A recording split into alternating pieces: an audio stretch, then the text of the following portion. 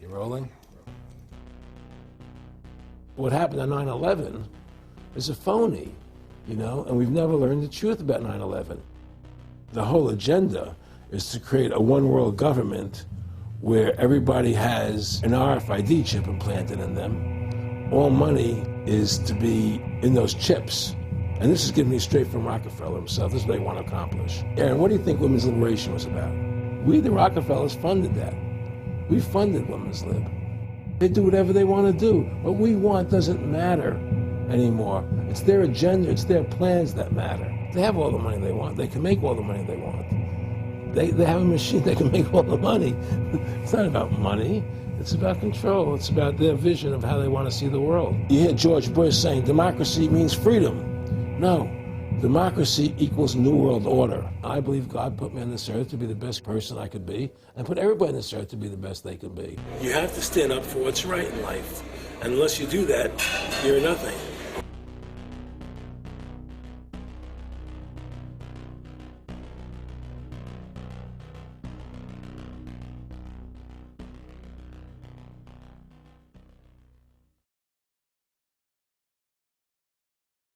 Award-winning filmmaker turned freedom fighter, Aaron Russo was an amazing individual.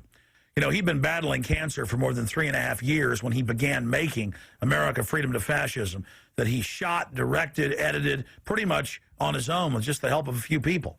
An amazing individual. A long life of award-winning films, of hard work, and for standing up for the Bill of Rights and Constitution. When we first went and shot this interview, I put it out on the web for free. But parts of it have never been seen. So here today, you're going to have a chance to see the in-depth interview, the final interview with Aaron Russo. But his important work lives on. He made one of the definitive films exposing the elite that control this nation and the world, the private Federal Reserve. And the information he put out 2 years ago rings more true today than ever. And his film, America Freedom to Fascism, and Mad as Hell, and the other great works he did, just continue like ripples in a pond to light bushfires in the minds of men and women everywhere. So this film is dedicated to the one, the only, Aaron Russo. You rolling? I'm honored to be interviewed by Alex Jones, a truth seeker, fighting for justice in America. Alex charming has get me all smiling. Aaron, when did you start to think something was wrong in the world, or start to find out about the whole banking cartel and the Federal Reserve System, the New World Order? Well, that was a progression of events. I've always been a very independent person, always believed in individuality, and that we were put on this earth to be unique individuals to fulfill our God-given potential, and that the only way to fulfill your potential is to be free, to find out who you are, and to make your errors, to make mistakes. And as I grew up, I began to realize more and more the government was inhibiting me in things that I wanted to do. And what happened, I was very successful in the ladies' lingerie business. I worked for my dad. He had a small undergarment business, and I created the first ladies' bikini panties back in 1963, actually. And then I opened up a nightclub in Chicago called the Electric Theater that opened up the day Martin Luther King was assassinated. All right, and so the city of Chicago was in flames the day my club opened, and nobody came out to the club. And well, what happened was that that was the year of the Democratic Convention in Chicago in '68, and so my club became a hangout for the hippies, and because they wanted to go to Chicago and protest what was going on. And I was having a concert at my club one night to raise money. And the police raided the nightclub, my club for no reason at all. And I was standing outside in my office overlooking the street, and I saw all these paddy wagons pulling up in front of my club. And I was a 24-year-old kid. I had no experience at all, really. So what are these paddy wagons doing here?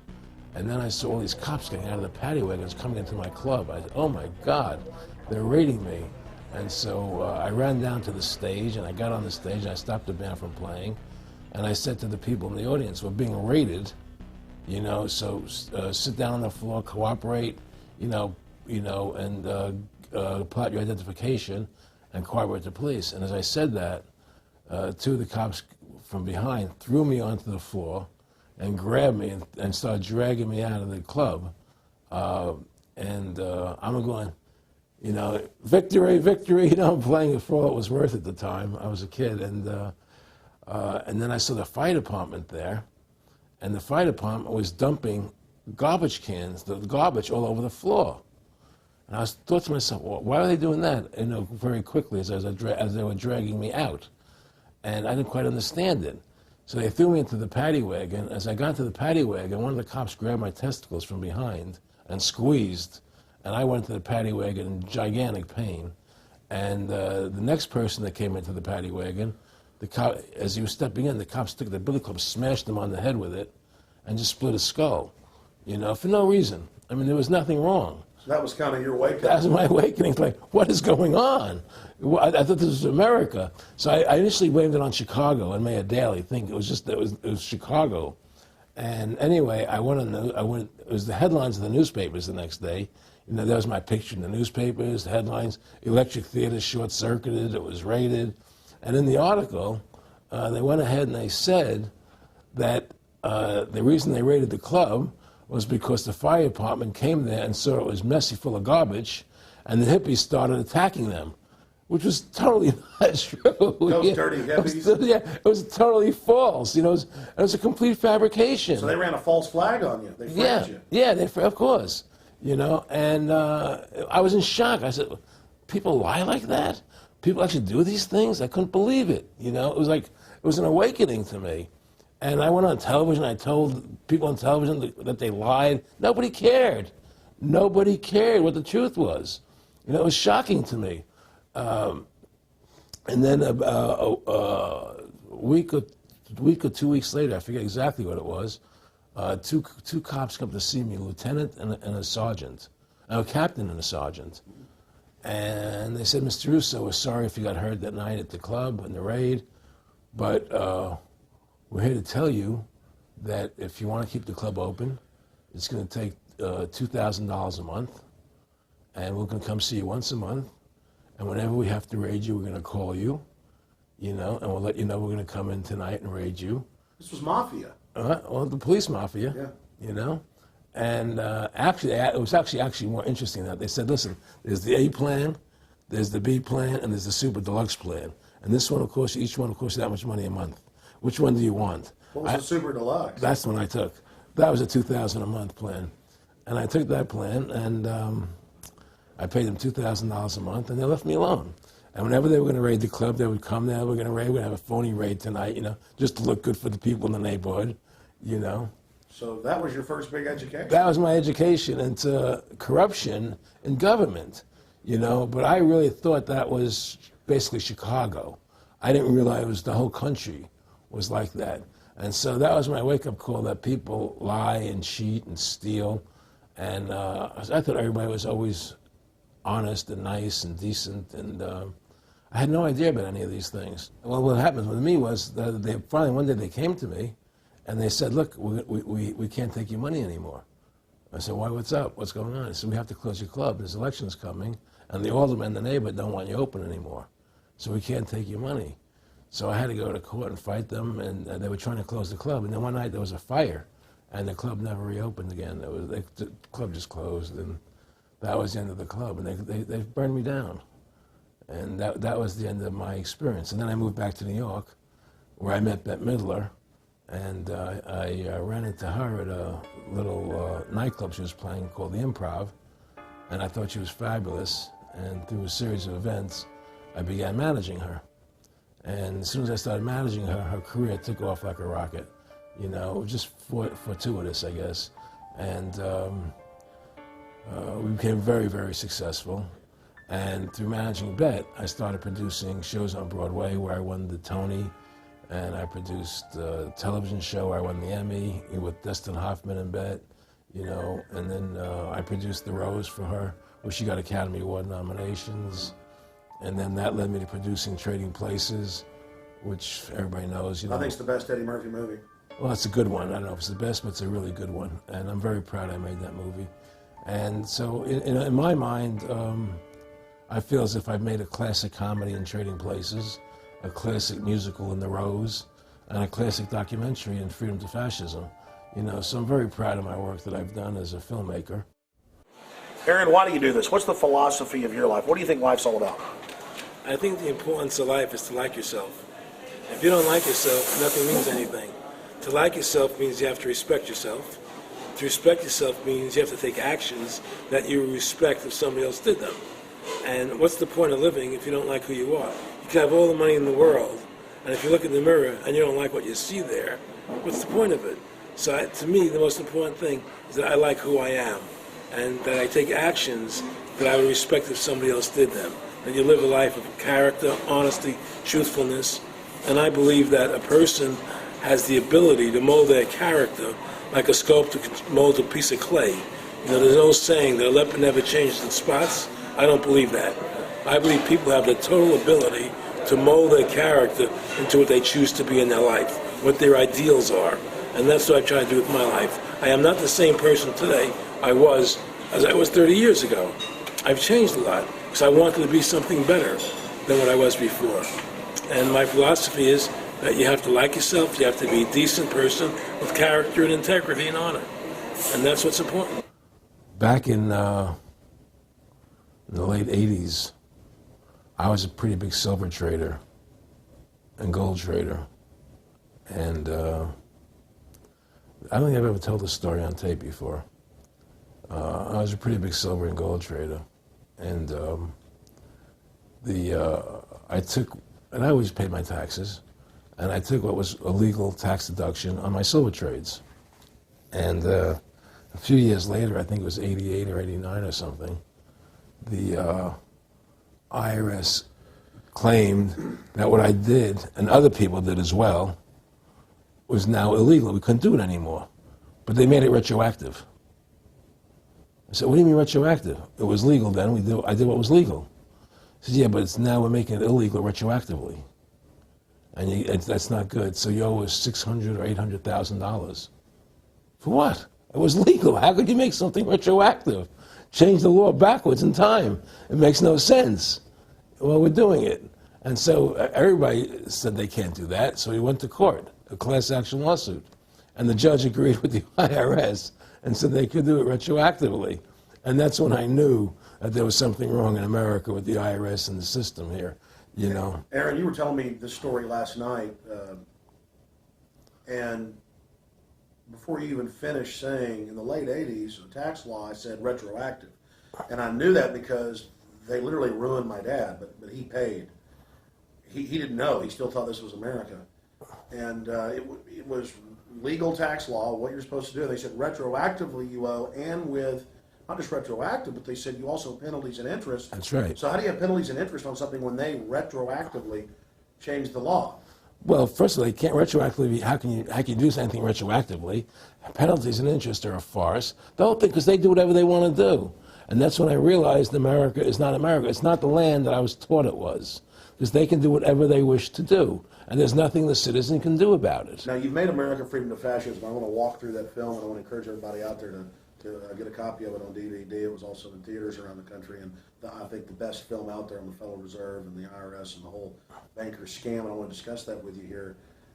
But I wanted to go back a little bit to the point that we discussed last night, where you don't advise people to not pay. And I do the same thing. People say, well, wait, you're saying it's a scam, but you're saying go ahead and pay it. And I like the way you summed it up. Well, it's really fairly simple. I mean, since making that movie, you know, many people come to me and ask me whether they should pay their income taxes or not, you know, and I never advise people not to pay. And the reason I tell them, I said, look, I've done a lot of research. The Supreme Court has ruled that the IRS has no authority. The 16th Amendment did not give the IRS the authority to tax your labor and your wages. That's a fact. All right, the Supreme Court is the law of the land, you know, and the IRS does not trump the Supreme Court. However, that being the case, the fact is, if the mafia would come to you and say, we want $2,000 a month or we're going to hurt you, I would not advise you not to pay them, because you may get hurt by not paying them. Whether it's legal or not doesn't necessarily matter. You're going to get hurt if you don't. It's the same thing with the IRS. they can hurt you. They can put you in jail. They can torture you. So if you don't pay them, you may get hurt. So I never advise people not to pay. You know, I tell people, yeah, pay your taxes. Look what happened to Congressman Hansen. Yeah, Congressman Hansen's a great example. Pay your taxes. But you know what? Shut down the Federal Reserve System, and eventually you won't have to pay those taxes anymore. See, the IRS is a symptom of the problem. The real problem is the banking industry and the bankers in this country. That's where the real problem lies. That's the root of our problem. That's why we've lost America, okay? So yeah, pay your taxes, because if you don't pay them, you might get hurt. And I've heard all the arguments, you know, what tax protesters say and so on and so forth. And I don't call them tax protesters. I call them the tax honesty movement, because they're being honest, you know, at least. But the fact of the matter is, you're being forced, you're being compelled to pay it, because you're facing jail sentences, you're facing time, you're facing corruption of the courts if you don't pay, right? And so you pay it, because you just like you'd pay the mafia. But with the mafia, at least you have the government to call and try and help you to get past the mafia, to protect you. Here you have nobody to protect you. The American people are living in a matrix. They don't understand the truth of how things are working in this country, you know? And let me give you an example of what I'm talking about. The very fact is that if you ask 100 people on the street, what kind of government is America supposed to be? 99% of them will tell you a democracy. America is supposed to be a democracy. But that's a lie. That's an illusion. The word democracy is not written into the Constitution at one time. It's not in the Bill of Rights. It's not in the Declaration of Independence. The Founding Fathers hated the idea of a democracy. They thought it was the worst form of government there is. And I agree with them, because in a democracy, 51% of the people control 49% of the people. If you're part of the 49%, you're not free. America was founded as a constitutional republic. And in that constitutional republic that we have, 99% of the people can't take away the rights of 1%. You have your rights because you were born with them. You have God-given human rights that nobody can take away from you. The government, the majority, no matter who they are, I can't take away your rights. And that's what our founding fathers gave us. But the psychological operations that they do to us, they make us believe that we're a democracy and that majority rules, you see? And they want you to believe that. Because then they tell you this poll says this many want this and this many want that and this many want this, and it doesn't have anything to do with anything. Well, Hitler was elected. Hitler was elected. Hitler did everything legally. And in a constitutional republic, a minority is protected against a majority. Wasn't it Benjamin Franklin, to paraphrase, that said democracy is two wolves and a sheep voting on what's for dinner? Exactly. And then he also said, in a republic, the sheep would have a gun to protect himself. You know, and that's the truth. America is not a democracy, but you ask the most intelligent people what form of government America is supposed to be, they'll say democracy. Because that's what they've been brainwashed. They've been psyoped into believing that. They believe that we're in Iraq. They believe we're in Iraq to promote democracy. The word democracy, you hear George Bush saying democracy means freedom. No, democracy equals New World Order. Democracy equals slavery. The word democracy is not synonymous with freedom. It's the opposite of freedom. Democracy is the worst form of government you can have because it's majority rule. And the government can tell you exactly what they want to tell you to do because the majority wants it. I don't care what the majority wants. I live my life as I choose. And if I don't commit violence, theft, or fraud against another human being, I can live my life as I wish. That's my choice. And if I'm allowed to make mistakes, because when you make mistakes, you learn from them. You grow as a human being. We're put on this earth to become the best individuals we can be, to fulfill our God-given potential, right? We're not here to put on this earth so that the government can tell us how to live our lives and what we must do. We put into these systems and these paradigms. No. The same thing in health. You know, if you're sick, you have to have a certain protocol. Nonsense. You know, be individuals, think for yourself, have critical thinking, you know. And so what's happened is that because they've taught everybody that we're a democracy, which is not true, now, so then in 1913, they bring the Federal Reserve System into being, right? And now you have this Federal Reserve System, which then in 1913 got the right to create money for the government, when before that the government created its own money. Now the government, when it needed money, had to borrow it from this private bank called the Federal Reserve, which is a private bank owned by individuals, incorporated in Delaware. And so what happens is now the government borrows money from them to fund the government. Then the government says, well, we have to pay these people interest. How are we going to pay them interest? Let's impose a tax on the labor of the American people, which never existed before, to pay the interest to the bankers. In fact, in 1980, Ronald Reagan said not 1 red cent of your income tax money goes to run the country. It all goes to the Federal Reserve. Well, it was the Grace Commission report that said that not one nickel goes to the infrastructure of the country. I guess Reagan quoted that. Too, right. And so, but the point I'm trying to make is that by creating this Federal Reserve System, the government now became dependent on these private banks for money. And they started taxing us, you see. And so now what happens is that in 1935, I believe it was, Social Security started. And they gave Social Security cards, said not to be used for identification, the Social Security number right on the card, right? And through Social Security, they started deducting money out of your paycheck. That was the first time they were ever could take money out of your paycheck, because people agreed to it because they thought it was going to their retirement fund. And so then when they instituted the income tax again, they started taking money out of your paycheck because Social Security could do it. And then they could do it again. You see what I'm saying? And so now they've even taken control of the tax payment itself. I mean, literally like you're a slave. They're Right. taking it right there when you make it. Exactly. They don't even trust the public enough to go Send them and a pay it check. themselves, Right. So they take it out automatically because they know people aren't going to want to pay it. So what's happened is that through the implementation of the Federal Reserve System, the government has become vested in these bankers, and they get their money from the bankers. And so then they impose a tax on us, which makes us more slaves, makes it more difficult for us to survive, right? Giving them more profits. And now what's happened is that through the Federal Reserve System, the bankers have pretty much taken control of our government. It doesn't matter Republican and Democrat anymore, because they're both the same. Neither one of them are talking about shutting down the Federal Reserve System or stopping the payment of taxes, or any of the big issues that face Americans, right? So I had a friend, Nick Rockefeller, okay, who was one of the Rockefeller family, and he, when I was running for governor in Nevada, he came to me, introduced himself to me through an attorney, and we became friends. We started talking about things, and I learned an awful lot from Mr. Rockefeller. And one of the things that we used to talk about was the ultimate plan of the banking industry, what they wanted to accomplish.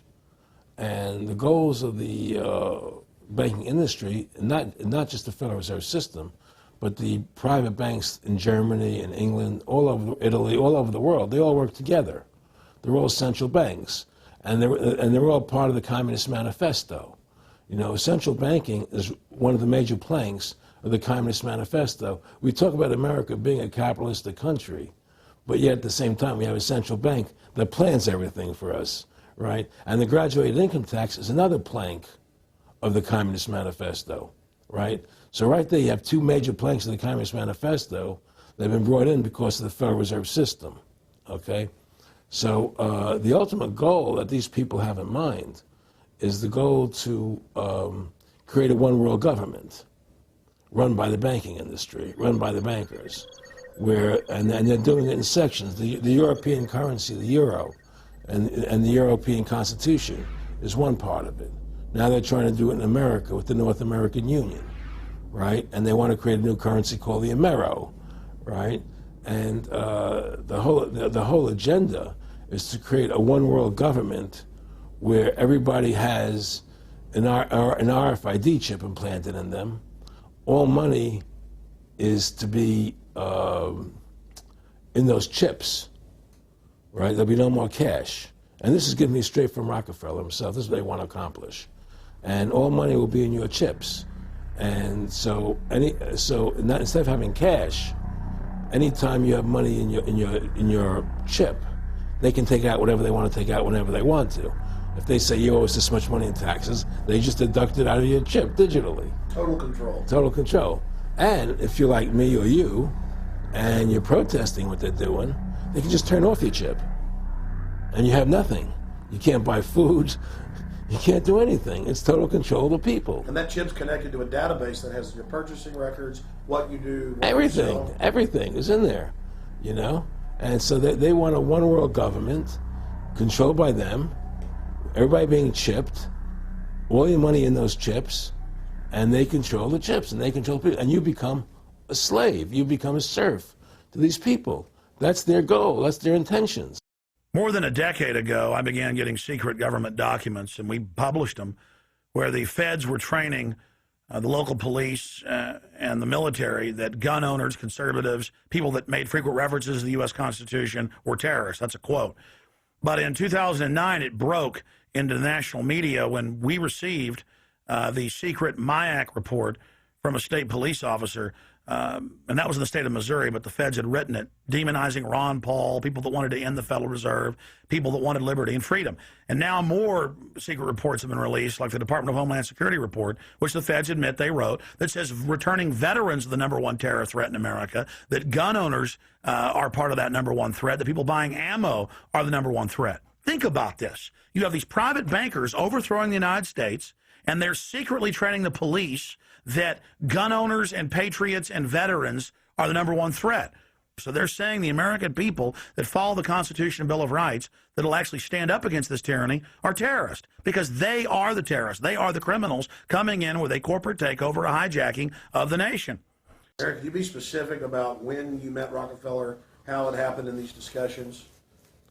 I met Rockefeller through a female attorney I knew who called me up one day and said, one of the Rockefellers would like to meet you. I had made a video called Mad as Hell, and he'd seen the video and wanted to meet me and knew I was running for governor of Nevada. So sure, I'd love to meet him. And I met him, and I liked him, and he was a very, very smart man. And we used to talk and share ideas and thoughts. And he's the one who told me 11 months before 9/11 ever happened that there was going to be an event. Never told me what the event was going to be, but there was going to be an event, and out of that event, we were going to invade Afghanistan to run pipelines from the Caspian Sea.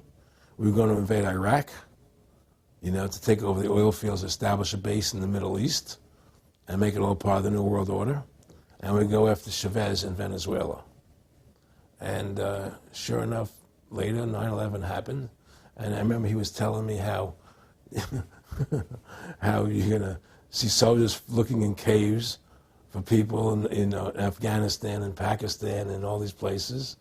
And there's going to be this war on terror, which is no real enemy.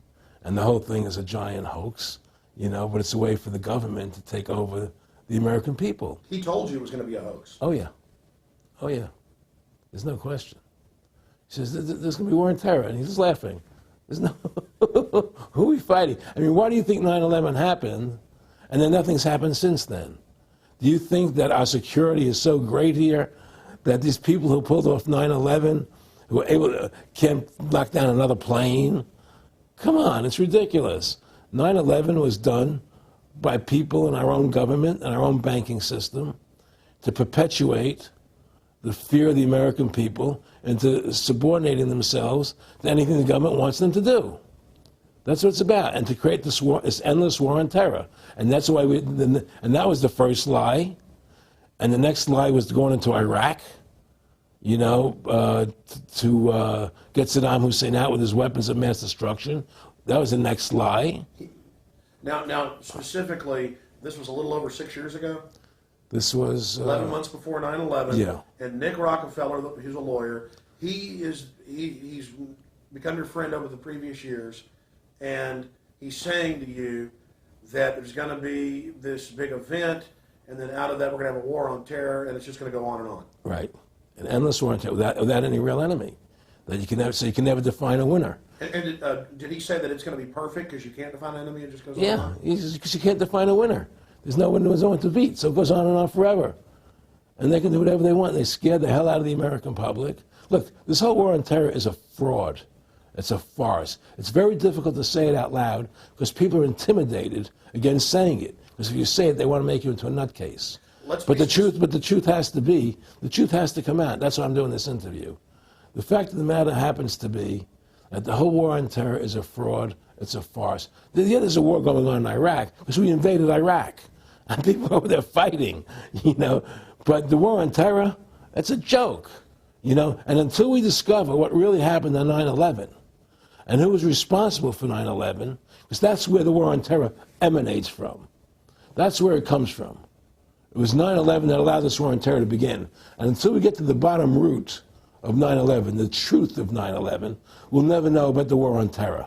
Aaron, you said that he was, and I think it's important, and I know this about the Rockefellers from Dr. Dennis Cuddy and many others who literally, you'll be 20 years old in a lunch line at college, and no, it's David Rockefeller. And here's here, I mean, they're experts at recruiting and getting what they call players, and that clearly he was, I mean, I want to make it specific and just get you to reiterate what you said last night about you got 30% of the vote, you were having an effect, you made mad as hell, they knew that you'd started the Constitution Party, they knew that you were somebody who was taking action and getting things done, you'd already made some big films, had a lot of other successes, right. So they were trying to recruit you, and didn't it come down to the point of, hey, we are here to recruit you, and don't worry, your chip's going to say, don't mess with us. You know, this guy's don't touch. Yeah, yes, that did happen. Now, I was definitely being recruited, but it's more subtle than that. Well, in your words, just go through the process, and then what he said. Well, what it is remember, we were friends, and we used to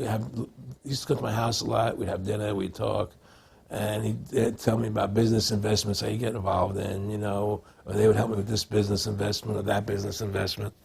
And was I interested in joining the Council on Foreign Relations? You know, I would have to get a letter to join them, but was I interested in that? And, you know, just stuff, you know, leading you on. And I used to say to him that I never really did that because that wasn't where I was coming from. You know, as much as I like you, Nick, you know, your ways and my ways, we're on the opposite side of the fence. You know, I don't believe in enslaving people, you know, and he would come back with, oh, I do? Or? Well, it would be more like, you know. It's better for them. Well, it's more like, you know, how do I put it? It was like, what do you care about them? What do you care about those people? What difference does it make to you? Take care of your own life. Do the best you can for you and your family. What do the rest of the people mean to you? They don't mean anything to you. They're just serfs. They're just people.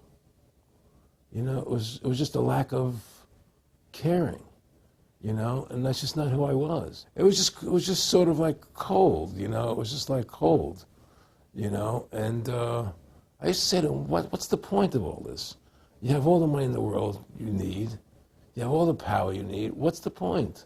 You know, what's the end goal? And he said the end goal is to get everybody chipped, to control the whole society, to have the bankers, the elite people, you know, the bankers and some governor controlling the world.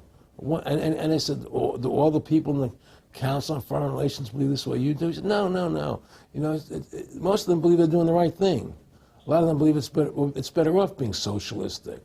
You know, we have to convince people that that socialism is really capitalism.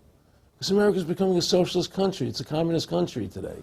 And here we are years later after Aaron Russo points out that this is not a capitalist or free market country, but is really socialist.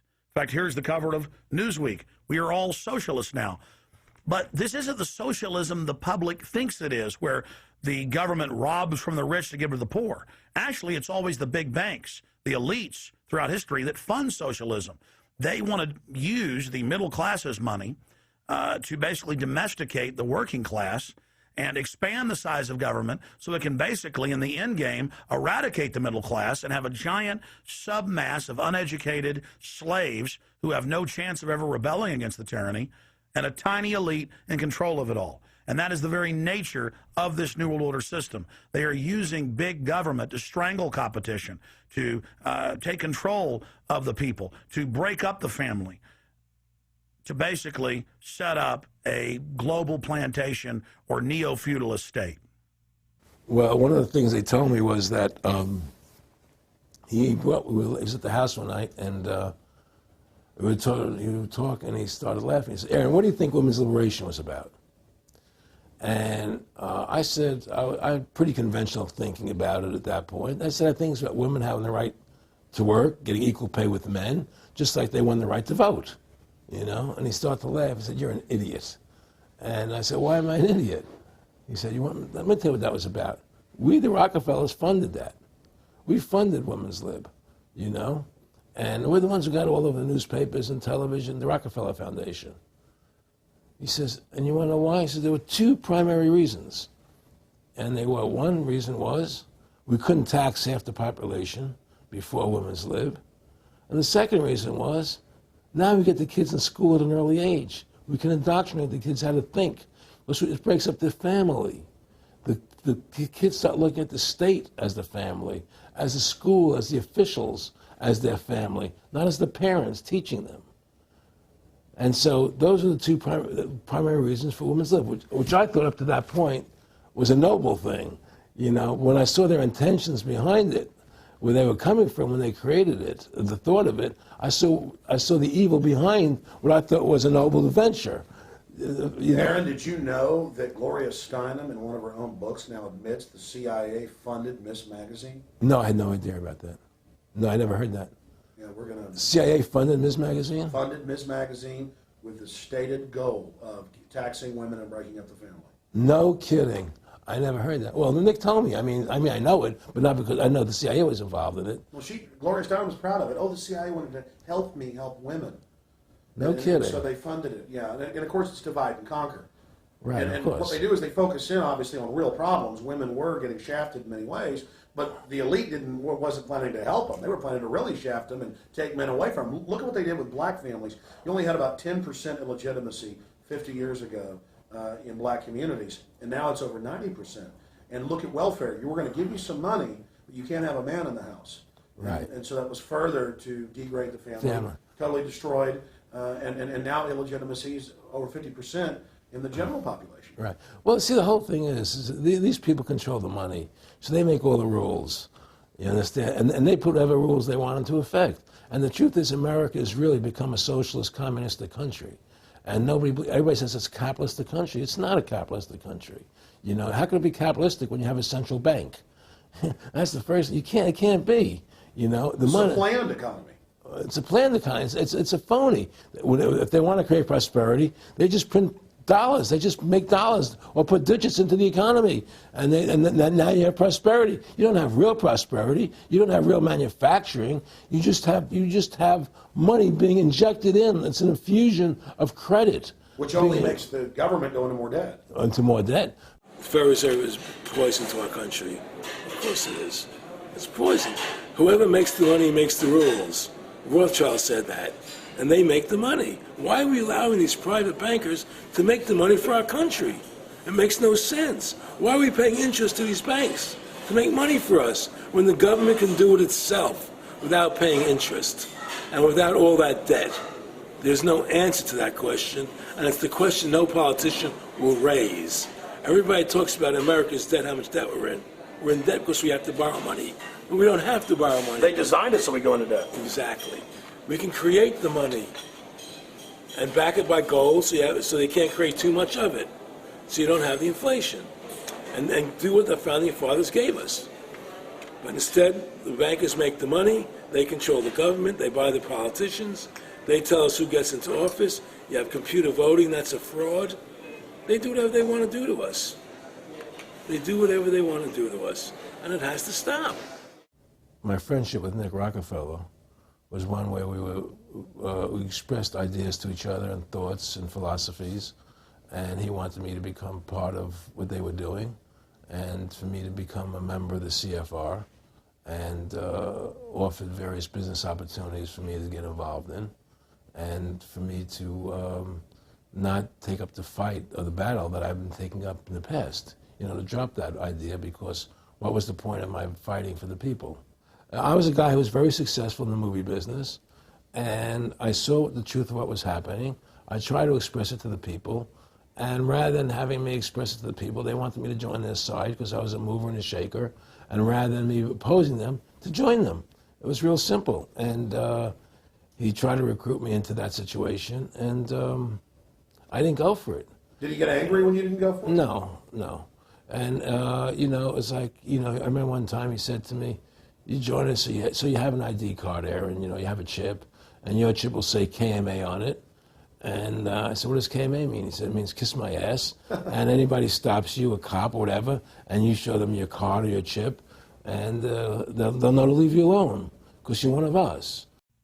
One of the central pillars of tyranny is that the establishment is exempt from the laws that they pass for the rest of us. We saw it in Rome. We saw it with Hitler.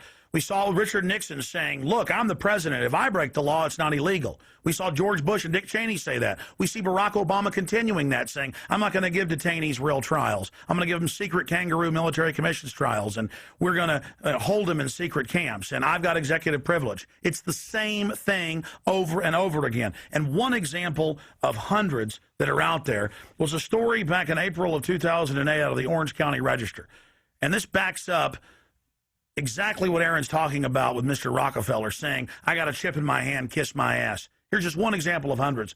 Special license plates shield officials from traffic tickets. And it goes on to say that 996,000 plus vehicles in California are exempt from no insurance, reckless driving, speeding, running through toll booths, running red lights, on and on and on. And who is it? It's state employees. It's federal employees that can go and get exempt. It's police. It's government bureaucrats above the very laws they try to enforce on us. This is tyranny. And so literally all over the nation, they've tried to pass it in Texas but failed. They want it where the police are above the law, where the government officials are above the law, where they have immunity, where they can't be prosecuted for crimes. Congress exempts itself from most of the tax laws and other laws that they put on the rest of us. They're exempt from Social Security, and they get a pension that pays out on average 5 times what citizens get. Again, it's already happening. So the chip in the hand and saying they're above the law under the guise of national security, that's what the 1947 National Security Act and now this whole Homeland Security system is all about. Why are you fighting for the people for? What is that about? The people just, you know, they have to be ruled. They have to be, you know, the Constitution, what you're standing for is only for a few people. It's only a few individuals that can live that way, you know, and we believe that it's best for society to be ruled by an elite people who control everything. And I said, I don't believe that. You know, I believe God put me on this earth to be the best person I could be, and put everybody on this earth to be the best they can be, not to be a slave and a sheep to you and these people. And I don't understand why you want to control everything. What is the need for that, you know? And I asked them, do all the people in the Council of Foreign Relations feel the same way you feel? He said, no, a lot of them think they're doing the right thing. They think that socialism is the best way to go. They think that, that they're doing the right thing. But the people at the top, they all know the truth of what's happening. And that's what it is. So it's compartmentalized within the elite structure as well. Of course it is. Of course it is. I mean, all the people that are in the CFR, was that 2,000-3,000 people? I forget what, like Dan Rather. They don't know what's going on. They join the CFR because it's prestigious. They think it's good for business. It's good for this. You know, they don't know what's really happening. You know, the evil that comes out of it, that's emanating out of it. You know, and to me, you know, the biggest evil is what's happening right now, because what happened on 9/11 is a phony, you know, and we've never learned the truth about 9/11. That's the question I wanted to follow up on. He tells you 11 months before there's going to be an event, all this is going to happen. What did you think on the morning of 9/11? Where were you, and did you think about Nick Rockefeller and what he had told you when you saw those towers fall? No, I was actually in Tahiti when 9/11 happened, and I got a call from my son, and my son said the Twin Towers, they were just attacked and they were falling down or something. So what are you talking? I was in Tahiti, I was asleep, and he says, yeah, they were hit by a plane, and so where I was in Tahiti, there was no television, so I had to run the other side of the island to a hotel where they had, and it was all on television, you know, and that's when I first saw the stuff on TV about it. And I didn't immediately equate it to Nick, you know, but when I realized that we were going to go into Afghanistan, Iraq, and as that developed, I realized what it was. How could there be a war on terror and actually say that we're having a war against terrorism and leave the borders wide open?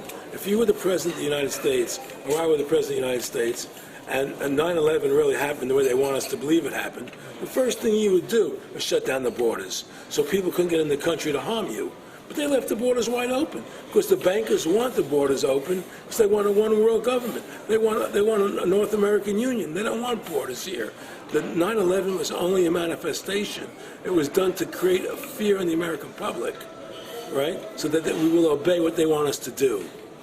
And take Richard Reed, the shoe bomber. Here's a guy who was 6'6", ugly as could be. I heard he smelled. Okay, he sits in coach on a plane, lighting matches to put his shoe on fire, surrounded by people. It's idiotic. If you were going to blow up a plane, you go into the bathroom, you close the door, and you put your shoe on fire. You're not going to sit there surrounded by people lighting matches on a no-smoking flight. They want you to believe this nonsense. It's ridiculous. 7/7's come out now, and the majority of the British people think it's an inside job, and all the evidence points towards it being an inside job. Yeah, I mean, what happened in England, London? Yes. All this is nonsense. It's just keep people in fear. It's this endless war on terrorism that doesn't really exist, so people will submit to whatever the government wants them to submit to. Searches, check your shoes, have ID cards, put chips in you, you know, where you become servants to the elite. That's what this is all about, you know? Restore America's republic to what it's supposed to be, get the bankers out of our government, get the bankers out of our government. Government should stop borrowing money from the banks. Government should make its own money, restore the republic, individual freedoms. That's what this country's about. And until we do that, we're gonna be slaves. I mean, to me, I see people like Bill O'Reilly on television, right? And I see how much they control the media. Like there's this girl on Bill O'Reilly the other night from an organization saying the world can't wait. And this girl was spot on. Everything she was saying was the truth. And all Bill O'Reilly could do was call her a lunatic. He couldn't challenge the facts. They just call people names. They can't, and until we just find that, look, this world, we're heading into a world of danger, possible nuclear wars, you know, because the banking industry is trying to take over the world. 9/11 is the beginning of the war on terror. That war on terror is leading us into Iraq, which is the next lie. So you had the lie of 9/11, how that happened. Nobody knows how Building 7 came down. Okay, we know 9/11 was a fraud. The American people don't know it, but more and more of them are believing it. Okay, so that was the first lie. Besides the inception, I'm not going back to the inception of the Federal Reserve, that original lie. But 9/11 was the first lie in this present state we're in. 9/11 is the kickoff of the war against the American people and the people of the world. 9/11 was a phony. It's a fraud. It didn't happen the way they told us it happened. Now, because of 9/11, we then had the authority to go into Afghanistan and Iraq. Iraq didn't have weapons of mass destruction. Okay? So that was the next lie. Now they're talking about going into Iran. Now, how would you feel if you were Iran and you had this big, powerful country, America, go into your next door neighbor, take over their oil fields, right? Wouldn't you be worried that what they were going to do to you? Of course you're going to be worried. But the people of America don't think about it from Iran's point of view. They think about it from our point of view. So now we're going to send more troops into Iraq and keep building up because they want Iraq and the Middle East to become part of the New World Order. And Iraq was using, Saddam wanted to start using euros instead of dollars, right? He was messing up their whole consumption. Iran wants to start using euros instead of dollars. They have. Okay? So I'm saying what they're trying to do is preserve their power. And one lie leads to the next lie, leads to the next lie. And until you get to the root cause of 9/11, which is supposedly the war on terror, we'll never solve our problems here. Should we send more troops into Iraq? Should we not send more troops into Iraq? Well, the truth is, the fact is that it all goes back to this war on terror. Where did 9/11 come from? That's the root cause of everything. And until we have a full investigation, find out why Building 7 fell down, why they shipped all the steel out of America so quickly, from the buildings, why all the things that don't make any sense about 9/11, until we find out why it really happened, we'll never understand why there's a war on terror. And we'll never be able to prove that the war on terror is a phony. Nick and I discussed many things. One of the things we discussed, or he brought up in conversation, was reducing world population, and felt that there were too many people in the world. In a way, I agree, there are too many people in the world, but I don't think I have the authority to say who's going to die and who's not going to die, But they felt that they wanted to reduce world population, and he felt that it should be reduced by half. He even mentioned to me once they were having a real problem trying to solve the Israel-Palestinian problem. And he talked to me once about they were playing with the idea of bringing Israel to Arizona, and taking all the people from Israel and giving everybody $1 million and setting up Israel in the state of Arizona. Unbelievable.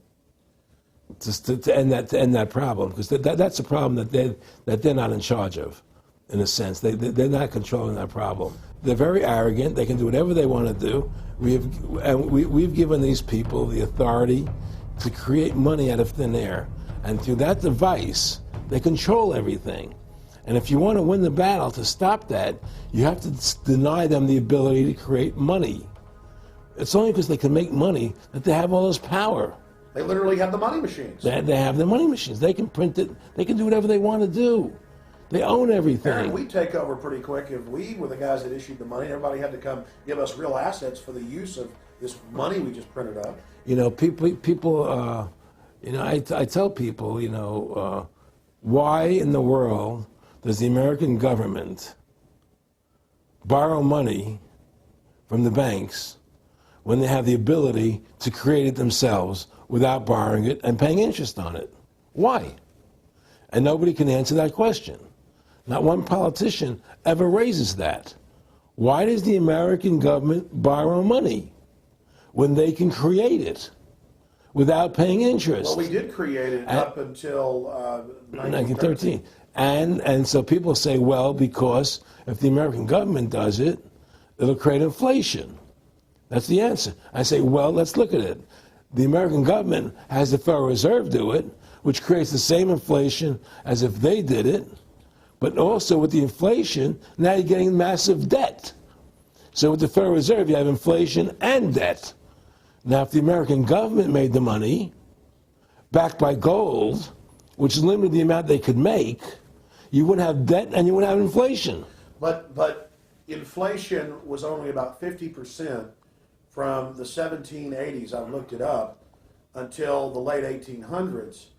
And then we have the central banks already trying to cause some panics, which they then used to push the Federal Reserve.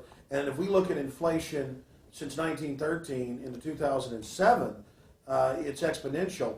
In fact, a dollar is worth about 2 pennies what it was worth in 1913. Former Federal Reserve Chairman Alan Greenspan doubled the money supply from 2000 to 2006.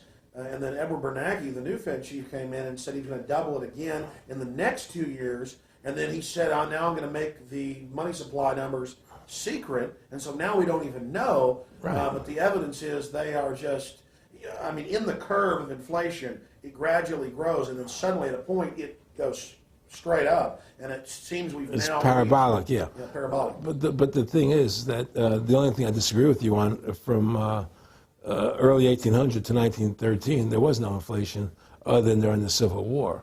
When Lincoln was Well, I'm talking about how much a dollar was worth. And I know it never changed. There was no inflation. In that whole 100 years, there was no inflation. People knew what the money was worth. They could retire. They knew what it would cost them to live their lives out. There was no problem. It was only since 1913, when the Fed came in, that we created massive inflation and massive debt. So then what you said earlier, then there really wasn't inflation. There was no inflation. So you don't get inflation when the government issues the money, at least in the U.S. history. Well, not if it's backed by gold. Well, exactly. But I'm talking about, and I did look this up, and I believe that if you look after the country was set up, and some of the things that happened with Andrew Jackson and the rest of it, there were points where it spiked and there were manipulations. There were points, mostly during the Civil War. Yeah. And that's because Lincoln printed so much money. Exactly. That's right. But once that ended, but basically there was no inflation other than that during that short period of time. I mean, a loaf of bread was a loaf. Of course, the same thing. People could plan their lives. Today, they planned inflation. Now you have two parents working. They can't afford to pay for their family anymore. The kids are going to state-run schools now. The kids are being indoctrinated how to think. They're being given Ritalin. They're being given all these drugs. The whole country's being dumbed down. It's all because of the Federal Reserve System. And the Federal Reserve System and these bankers are responsible for the demise of America. And if we ever want to win this battle, you must shut down the Federal Reserve System. And we must shut down these bankers and restore sound money to this country. Will you talk a little bit about some of the families that own the private Federal Reserve, the stock in it? And I mean, obviously, you say you're not a big expert on Bilderberg Group, but you talk about how it's the same system worldwide. It is the same families. They meet and kind of set the policy each year, and then it goes to the Royal Institute of International Affairs in England, it goes to the CFR in the U.S., and then these are their management bodies where they wield control, really the de facto Congresses over the nation. So, I mean, I would like to get you to speak some about the families that own and run the Federal Reserve, and if you can't connect it into these other international bodies. Well, I can't speak to those families because I can only speak about, what I know for fact. Everything else is speculation, and I don't like to speculate. I know about Rockefeller because I was friends with him. We talked about it, and I can tell you firsthand. What did Rockefeller tell you about the Federal Reserve and their family owning part of it? Well, he said the New York Fed is the main controlling interest of the Federal Reserve System. They control the bulk of it. So the New York Fed is really the Federal Reserve System. Even though there's 12 different banks, it's run by the New York Fed. And the New York Fed is basically the Federal Reserve System. So who's ever running the New York Fed is where, and the families that control it, control the New York Fed. And they're the main engine behind the Federal Reserve System. And that's a wing of the Bank of England. Well, the Bank of England and the Federal Reserve are partners, and the Bank of England is a private bank, and so is the Bundesbank in Germany, and the bank of all the banks of the G8 countries are all private banks. They're private central banks. And look, what happened in Europe? Didn't Europe vote down the European Constitution? Yes. They're still doing it. Didn't they vote down the euro? They're still doing it. They don't care what the people vote. They do whatever they want to do. What we want doesn't matter anymore. It's their agenda, it's their plans that matter. Isn't that prima facie evidence of a tyranny? Well, there's no question we're in tyranny. There's no question we're living in a world where the American citizen is no longer a free individual human being to do the things that they wish to do. We're slaves, and it's getting worse. What do we got to do to bring these people down? In my opinion, you must shut down the Federal Reserve System. And I think that there has to be an uprising. There has to be an uprising. People have to stand up. I can't do it alone. You can't do it alone, Alex. And we need to get a majority of people, not a majority of people, but... It was 5% won the war against the British, a highly motivated group. But I agree, people have got to get angry first. I mean, not just, yeah, we know it's corrupt and that lackadaisical. We got to get pissed. People don't seem to have the courage to do what they have to do, I want to say you've got a lot of courage. Well, thank you. I don't know if I have a lot of courage. I just have I want to thank you for what you're doing for my family. Well, I have a sense of conscience, and I have a sense of justice.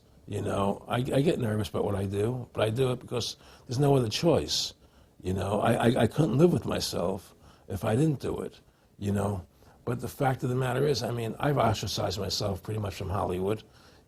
People are afraid to deal with me in Hollywood a lot because of what I do and the things I say. I don't go along with routines. A lot of people in Hollywood know the truth. They're not willing to stand up and speak about it. And I know many of them have seen my movie, and they know I'm right, and they won't talk about it because everybody's afraid. Everybody's afraid because they think that this money they get, these Federal Reserve notes, are really money, and they think they have a comfortable lifestyle, and they're afraid of change. They're afraid to stand up for what's right. And until people are willing to stand up and have the courage to do what they need to do, it's not going to change.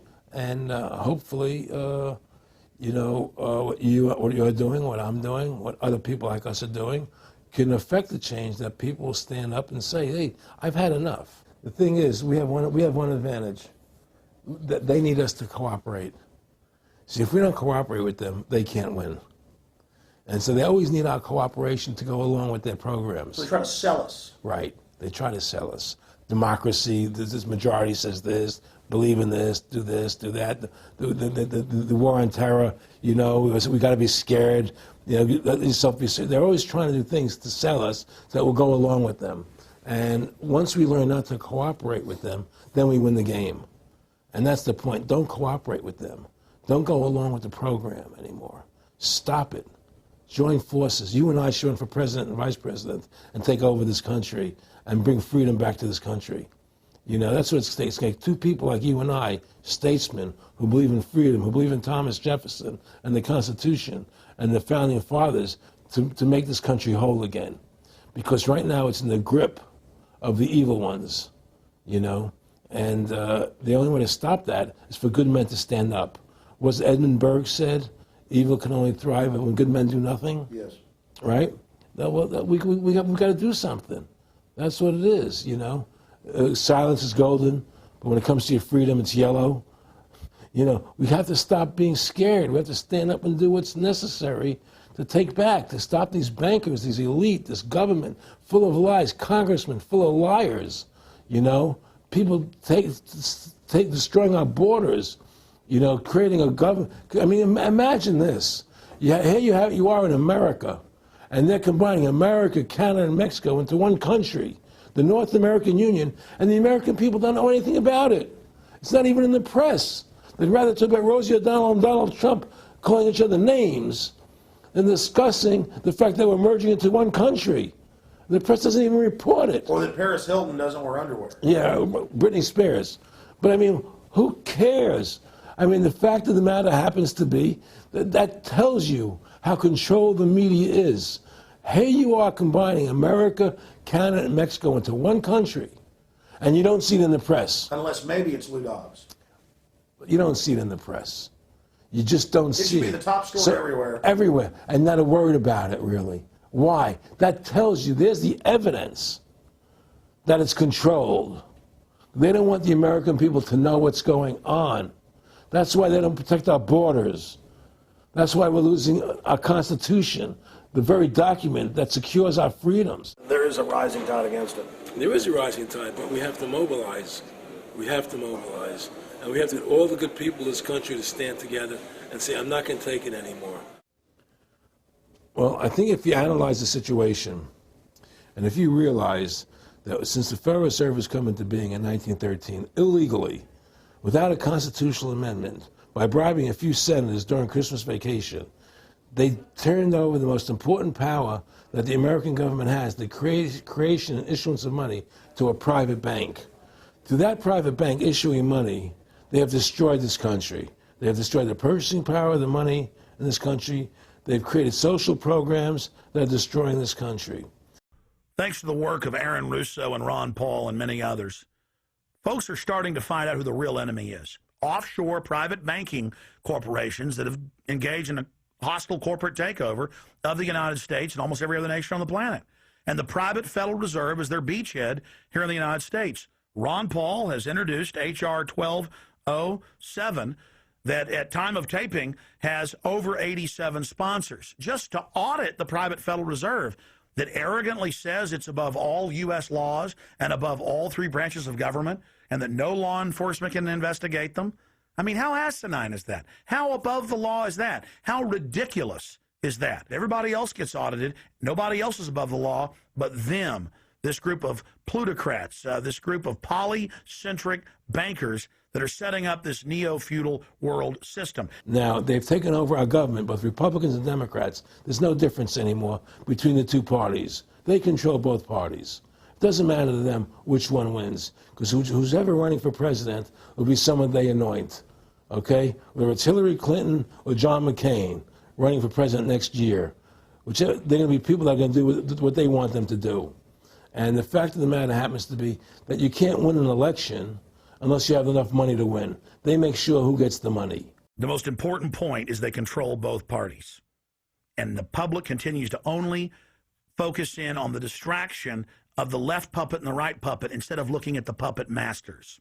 In fact, more and more of this is coming out. Top Senate Democrats, bankers own the U.S. Congress. Senator Dick Durbin on Chicago radio station last week blurted out an obvious truth about Congress. This is from Salon, that despite being blindly obvious, it is rarely spoken. And, quote, the banks, hard to believe in a time when we're facing a banking crisis, that many of the banks created are still the most powerful lobby on Capitol Hill. And frankly, they own the place.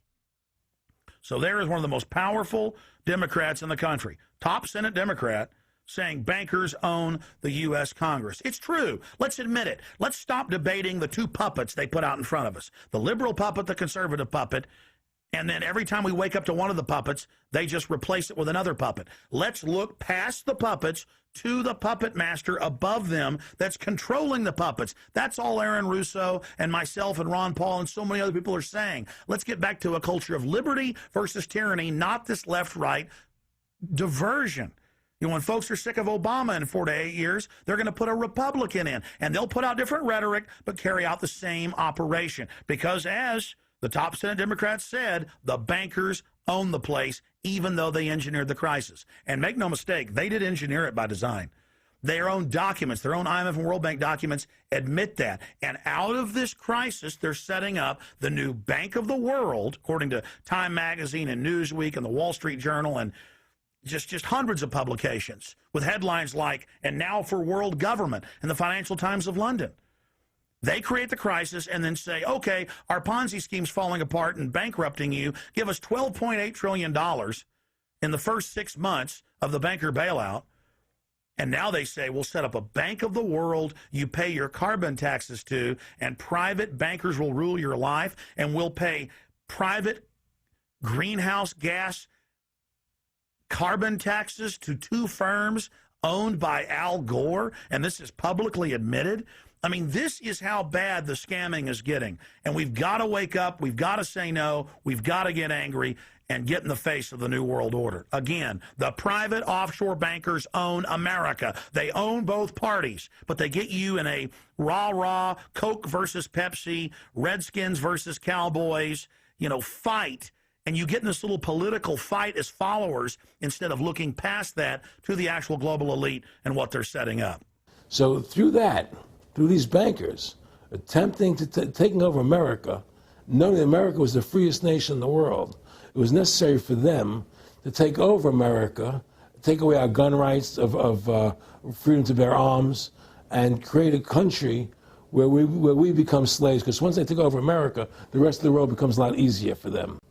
And so by creating 9/11, an event to terrify the American people that were being attacked by terrorists, you create a world where there's an enemy that can never be pinpointed.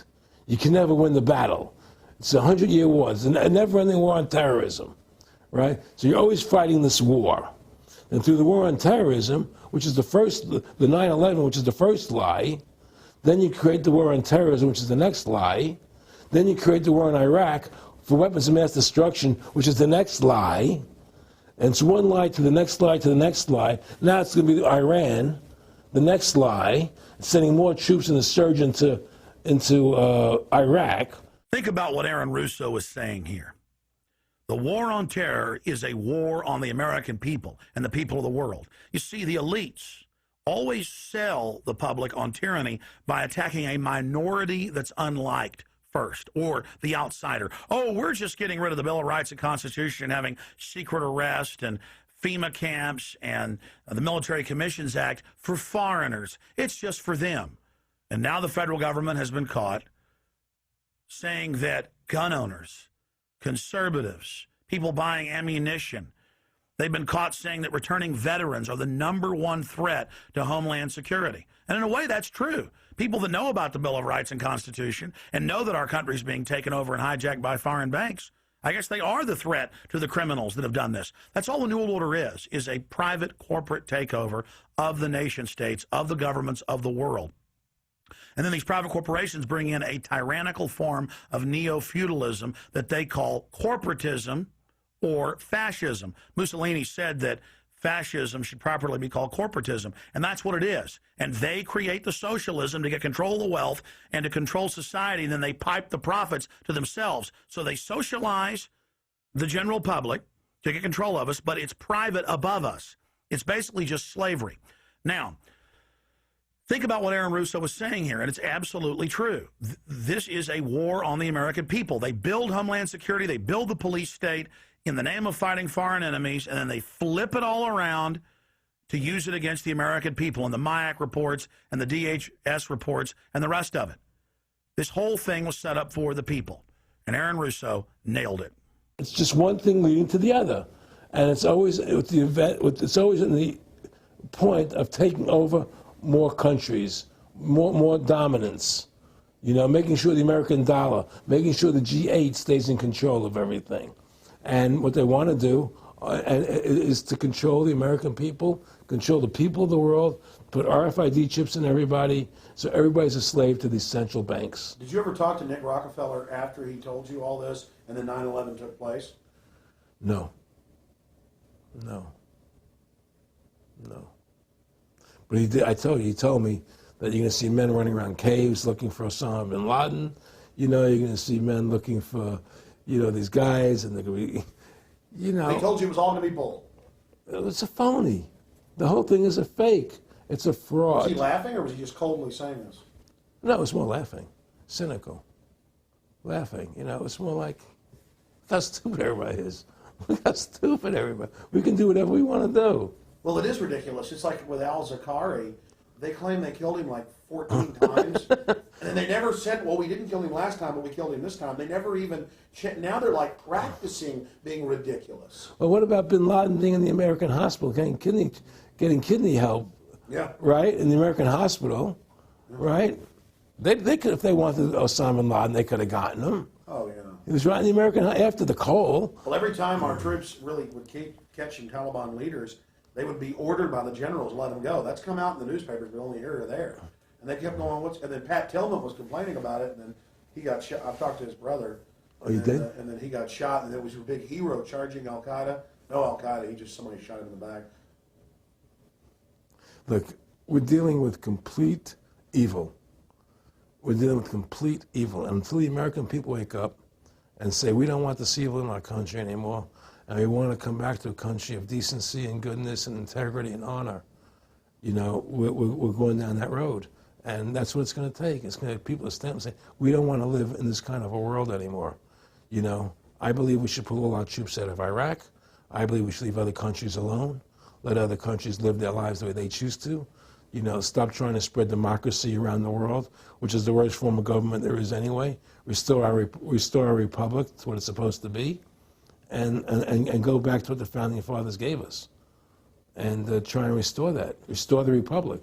Like the point of everything is that we have to mobilize. Each one of us. You and I can't do everything, Alex. You and I may be leaders. We may be out there, and people listen to us, what we have to say, and follow us. But the truth of the matter happens to be, it takes all Americans to stand together, to stand tall, to mobilize and say, we're not going to take this anymore. I'm mad as hell. I'm not going to take it anymore. We're going to stand up and fight the battle. And you and I can't do this alone. We're just leaders of the thing. But other people have to join in with us and stand side by side, shoulder to shoulder, and say, I'm not going to take it anymore.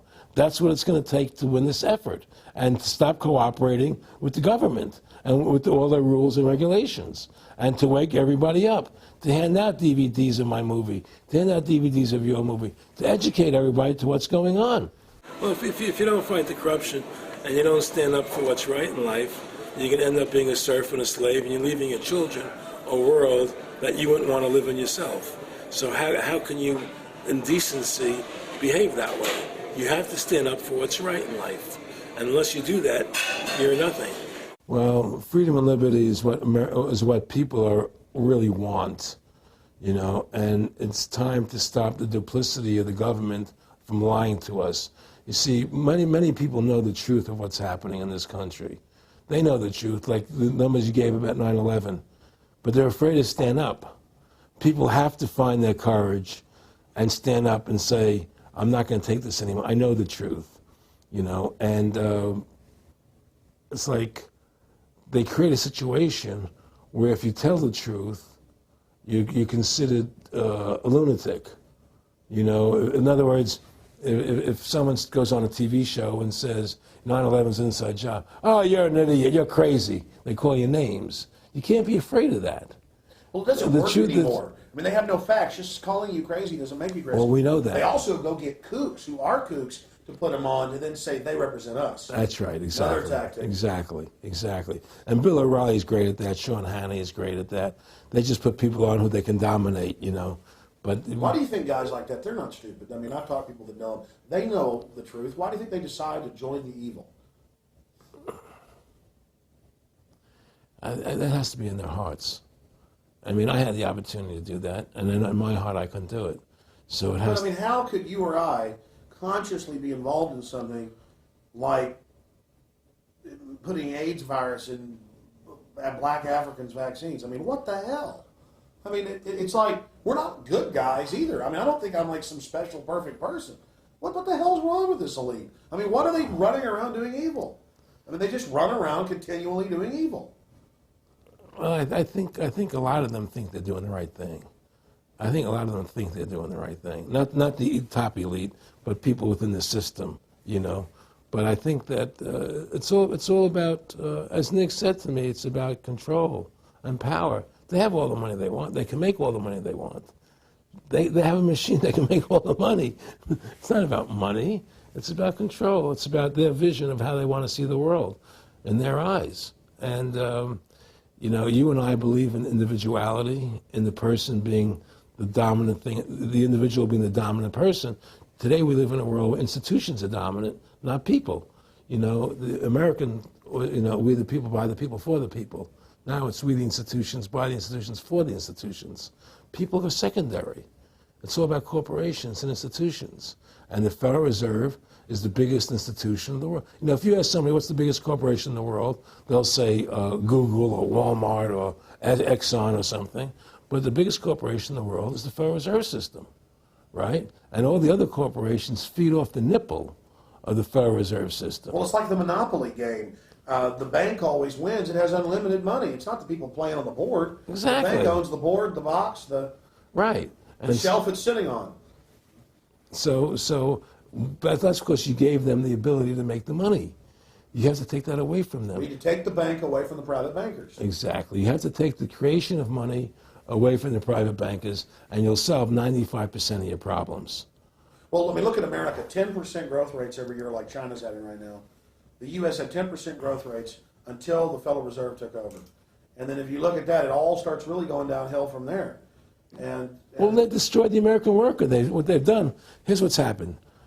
The Federal Reserve has created this massive inflation in America, which means that the American worker has to keep making more money to keep up with the cost of living.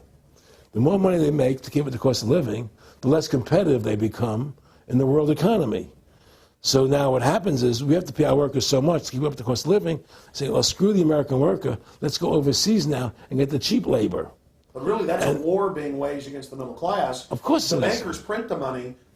Really, this is a war being waged against the middle class. The bankers print the money. Everything they're doing is about destroying any private pools of wealth or independence. Yeah, but what I'm trying to say is, because of the inflation that they've created, they've now allowed other countries to outcompete us. You see, because other countries don't have to pay as much money as we have to pay here to our workers to survive. Yes. So now we're not competitive anymore. So we've lost our manufacturing base.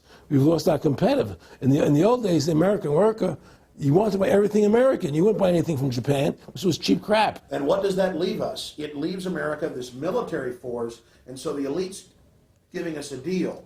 We'll continue to build up your military and give you homeland security jobs, shift your economy over to being the bulldog enforcer of the New World Order. Exactly. You can either do, and by controlling the economy, they force everybody into that position.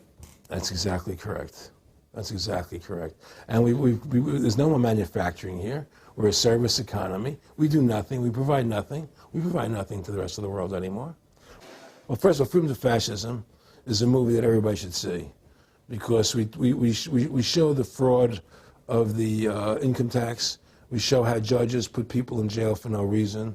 We show the corruption of the justice system, and we show how the Federal Reserve came into being and how it's controlling society, and how all the central banks of the world are working together through the Bank of International Settlements in Switzerland, which is the central bank for all the central banks, and how they all work together to create this one world government, the one world order, which is what they're trying to do. So Freedom of Fascism is a movie just to get you a good basic education about how the world is really working. And I really want everybody to see that movie, critical. In terms of the CFR, in terms of compartmentalization, I mean, there are many good people, I believe, that are part of these organizations who don't even understand what the organization's really about. People like when I was in Germany doing cancer treatment, there was a gentleman there who was visiting a friend of his who had cancer. And he was a member of the CFR. And we were talking. And I showed him the movie. He said, "Oh my God, I'm going to resign. I had no idea this was what the CFR was about." He had no idea. He was just a nice guy who thought he was in this prestigious organization. Yeah, a lot of it's about getting good people, and so you can watch them. Keep your friends close, your enemies closer. Well, no, it wasn't even that. It was, a lot of people join the CFR because they think it's a prestigious organization. It'll help them in business, make good business contacts. They didn't have an understanding that the CFR is really about world domination, about how they and the Trilateral Commission, the Bilderbergers all work together, with the banks to control the people. A lot of them don't understand that. They don't see the big picture. Oh, it's CFR, it's a prestigious organization. I'll meet this one, I'll meet that one. I can do good business deals out of it. It's just business to them. The CFR wants to get the people in there that have influence and power, and so they're part of that. So they're not opposing them, It's like the whole country today is becoming the haves and have-nots. You're getting the very, very wealthy, the middle class is being destroyed, and you're getting the poor people. Isn't this just a slick mafia that took over and uses fancy PR? Well, you can call it mafia, you call it whatever you want, but it's definitely a criminal organization. There's no question about it. But it's a criminal organization that has prestige, that appears to have what's the word I'm looking for? Class, style. It's like, respected. It's respected. People don't look at it as being a criminal organization. That's what a great job they've done. People look at Alan Greenspan as being a hero. The maestro. What do you think happened with him in the late '60s? He wrote a big section, a chapter for Ayn Rand in a book, and he talked about how horrible the Federal Reserve was. We needed a gold standard. Now the bankers are robbing us. And then they literally came in and said, "Oh, and you see somebody who made a deal with Beelzebub." Well, exactly. You make a deal with the devil. I mean, it gave him a chance to be one of the most powerful men on the earth, and it gave him a chance to accomplish things he never thought he would accomplish in his life other than that. And it's very seductive. It's a very attractive perfume. I mean, I was attracted when they came to me and spoke to me about it. I thought about it. I was attracted to it, They asked me if I wanted to open up these nightclubs, open up a chain of Baywatch nightclubs, and we'll do this thing, we'll do that, and we can do this. I mean, all these things were proposed to me, business ventures. But You know what it is? It was your nature, though. It's the way you are. You couldn't take the deal. Well, I can't do that to people. I just can't be in a position where I can do that to other people. I have a conscience, and my conscience would not permit me to do that. People say I'm very courageous. I don't think I'm courageous. I think I have a conscience, and my conscience doesn't allow me to do that to people. It makes me feel sick.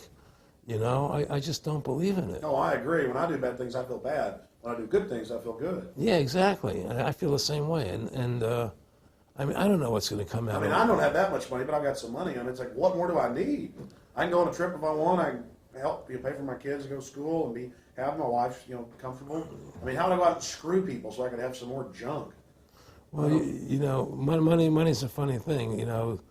I was talking to Michael Eisner one day, and I said to Michael, you may have $1 billion, Michael, but they're all dollars.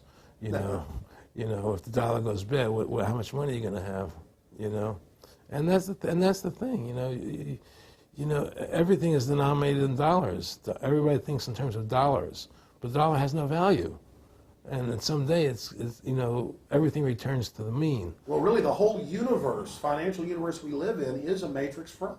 Yes, it is. And that's why it's going to come crashing at some point. And they're going to try and hold it up as long as they can. I mean, whenever they want to manipulate the markets, they can. If they want to send the price to go down lower, they can. If they want to send the stock market up, they can. They do that. There's no more free markets. You don't live in a society where free markets rule anymore. You don't live in a capitalistic society. You know? But meanwhile, they say it's capitalistic Right. and free market all day, when really they're waging war financially and politically. Exactly right. Aaron Russo, I want to thank you for this interview. Anything else you want to add? No, I'm happy to do it for you. How about your website?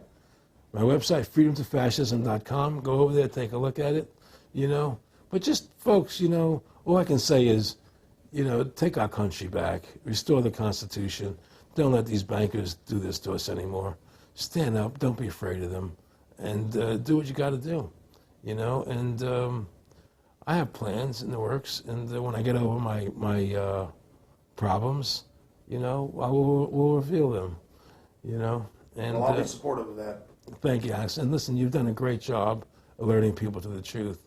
And don't, in other words, don't be afraid to be ridiculed by these people.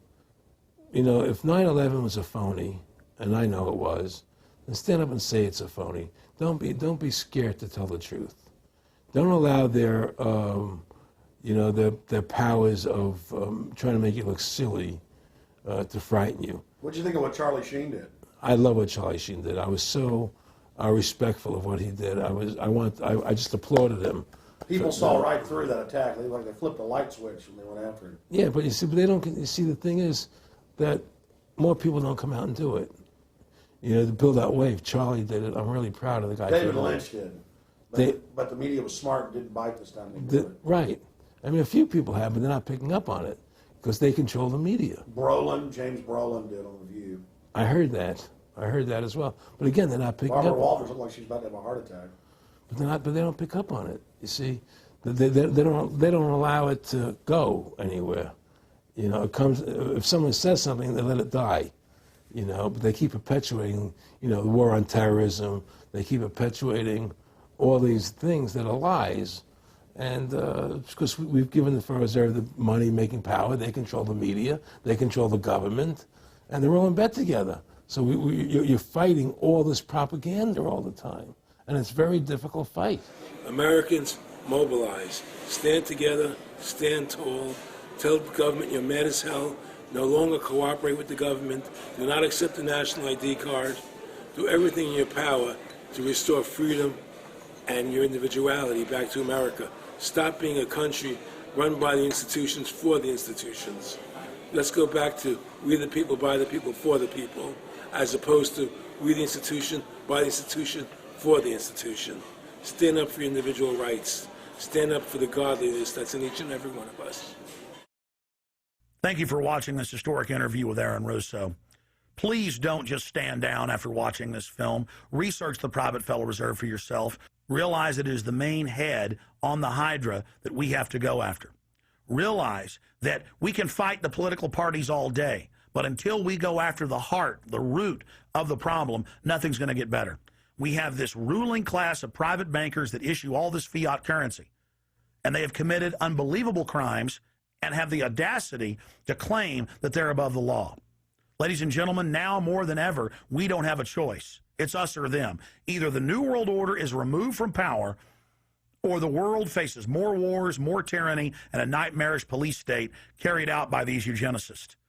So in the memory of Aaron Russo and every other freedom lover out there in history, and for the future of our children and the species, humanity itself, let's call for grand jury investigations of the private Federal Reserve.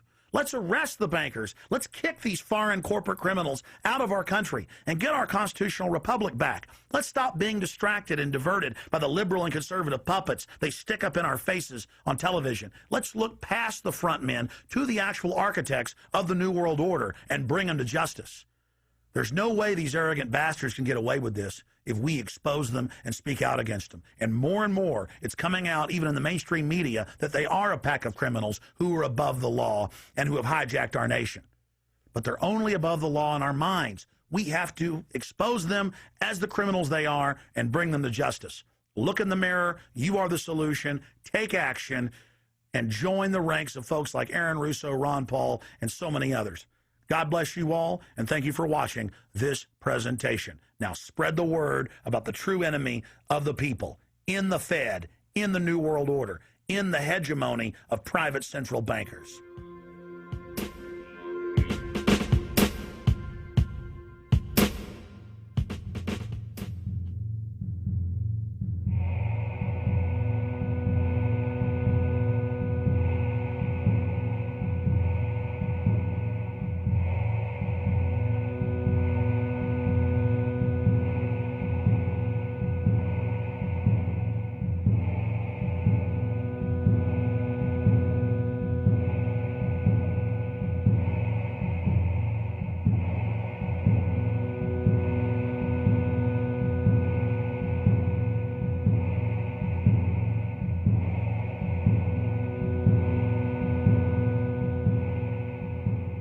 It is a big idea, a new world order. In the near future, Earth is dominated by a powerful world government. It's known as the Bilderberg Group. Could their objective be world domination? For thousands of years, their dark order grew. Now, as they hail the birth of the New World Order, their great dream of exterminating 80% of humanity is at hand.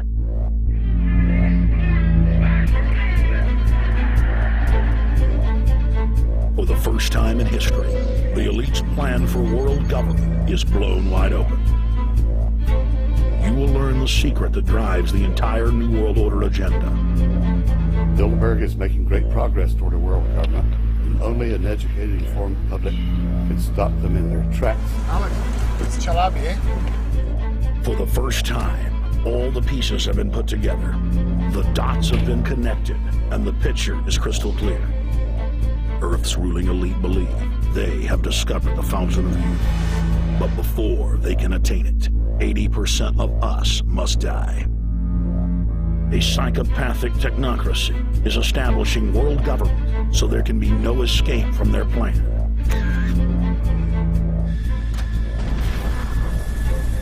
The New World Order is the old world order. I mean, it's just the names have changed, the appearances have changed. Most people have no idea. They're not after money. They have all the money they need. They're after power. That's their aphrodisiac. I was pulled out of a plane in Munich, they interrogated me 4 hours. Some shots were fired. Need you to move off the property. Their great dream of exterminating 80% of humanity is at hand. Endgame, blueprint for global enslavement. You have been warned.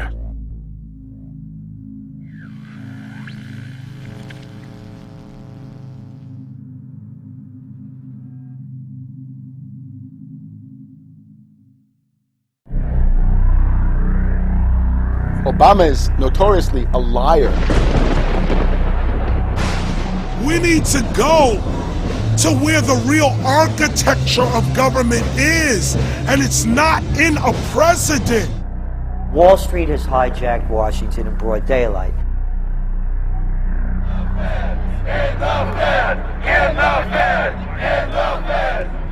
Well, Obama's already fudging. He's fudged since day one in this election. The elite are using Obama to pacify the public so they can usher in the North American Union by stealth, launch a new Cold War, and continue the occupation of Iraq and Afghanistan. The globalists are outside all the nations. That gives them safety, and they play countries off against each other. We've got to give them a stake in creating the kind of world order that I think all of us would like to see.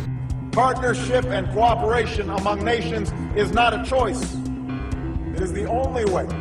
What they're doing is using the existence of the United States to act out their Wall Street fantasies of world domination and maintaining their capital structures and maintaining their system of looting. The fight that this country has been waging since its inception is for the central bankers not to take over the country. President Barack Obama is only the tool of a larger agenda. Senator Obama had a desire to do some meetings. Others had a desire to meet with him tonight in a private way, and that's what we're doing. Presidential candidate Barack Obama was publicly criticizing the North American Free Trade Agreement in a bid for votes, but privately telling Canadian officials not to worry about it. If you talk to our generals, they are desperate for is a civilian counterpart to our military force. What do you call this thing where you get this false sense of gratification, but because a black man is in office, everything's gonna be all right? No, everything's not gonna be all right. So I know how unpopular it is to be seen as helping banks right now, especially when everyone is suffering in part from their bad decisions. I promise you, I get it. The Obama deception. The truth strikes back. Get your copy of The Obama Deception today at Infowars.com or download it in super high quality at prisonplanet.tv.